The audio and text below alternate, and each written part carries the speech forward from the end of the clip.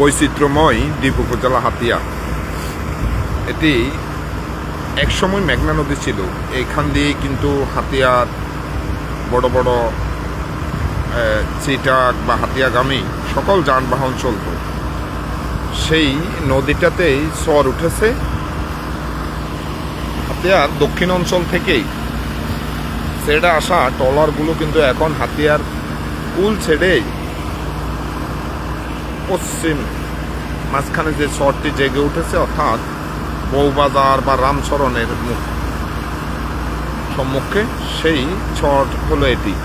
এই চরের কারণেই কিন্তু হাতিয়ার মূল ভূখণ্ডে অনেকটা চলাচল বিঘ্নিত হচ্ছে। সেই চরটি কিন্তু অল্প দিনে জেগে উঠে সেটি আবার ভেঙে যাচ্ছে। কতই না বৈচিত্র্যময় এই দ্বীপ উপজেলা হাতিয়া।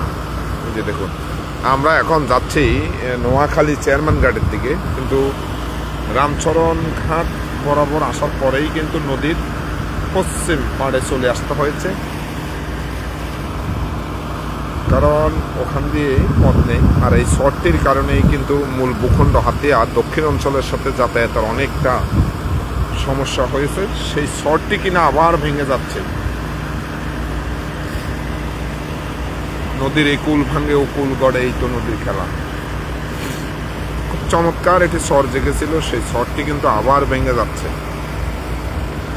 কখন কোন দিক ভাঙে আর কোন দিক গড়ে সেটা বোঝাই বড় মুশকিল।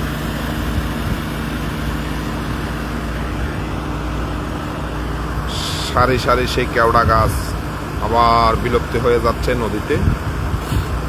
চরচেঙ্গা ঘাট থেকেই যাত্রা করেছি চেয়ারম্যান ঘাটের উদ্দেশ্যে, কিন্তু উত্তর মাথা অর্থাৎ রামচরণ বউবাজার সংলগ্ন আসার পরেই নদীতে পানি নেই, তাই একেবারে মনপুরের কাছাকাছি হয়েই কিন্তু যেতে হচ্ছে।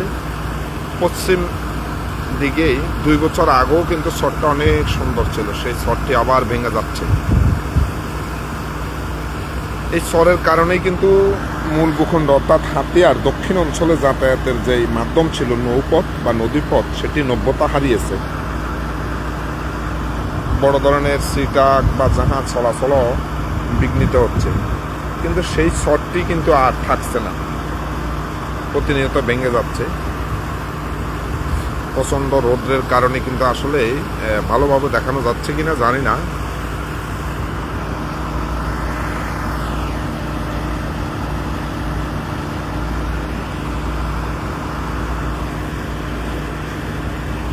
বৈচিত্র্যময় এই নদী, কখনো এই কুল ভাঙে, কখনো ওই কুল ভাঙে, কখনো এই কুল গড়ে। এই যেন সর্বনাশা সেই মেঘনা নদীর চরিত্র কিনা জানি না। নদীতেও মাছ কম, খুবই কম, নেই বললে চলে। না হয় কিন্তু এই নদীটা কিন্তু সবসময় জাল ফেলানো থাকে, ভরপুর থাকে ছোট্ট ছোট্ট নৌকাগুলো। এটি মেঘনার মোহনা। এই মেঘনা নদী এখান থেকে বঙ্গোপসাগরের কুল ঘেঁষে শুরু করে কিন্তু চাঁদপুর পর্যন্ত গিয়েছে এই মেঘনা নদী। ও কিছু কিছু ছোট্ট ছোট্ট নৌকা দেখা যাচ্ছে।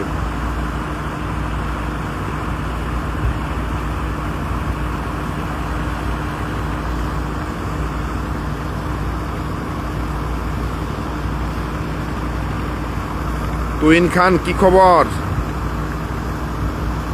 ছোট্ট ছোট্ট নৌকাগুলো জেলেরা কিন্তু তাদের জীবন জীবিকার তাগিদে ছুটেই চলছে। যে দেখো, হয়তো ছোট্ট নৌকাগুলো ভালোভাবে দেখা যাচ্ছে না, অনেকগুলো নৌকা আছে তবুও, কারণ মাছ থাক আর নাই থাকুক তাদের যে এটা জীবন জীবিকা, ছুটে চলতে হয় তাদের।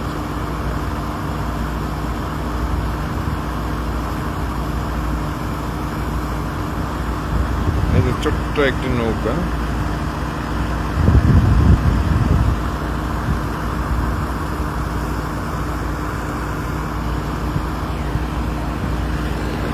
আর আমিও যাচ্ছি একটি ট্রলার, ছোট্ট একটি ট্রলারে করে।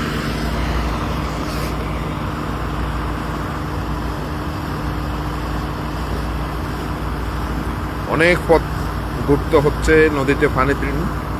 এই চরের কারণেই কিন্তু দক্ষিণ অঞ্চলের সাথে কিন্তু হাতিয়ার যাতায়াতটা অনেকটা বিঘ্নিত হয়েছে। সেই চরটি কিন্তু আবার স্থায়ী হলো না, ভেঙেই যাচ্ছে। আর ওদিকটা কিন্তু মনপুরা, রৌদ্রের কারণে ভালোভাবেই দেখানো যাচ্ছে না।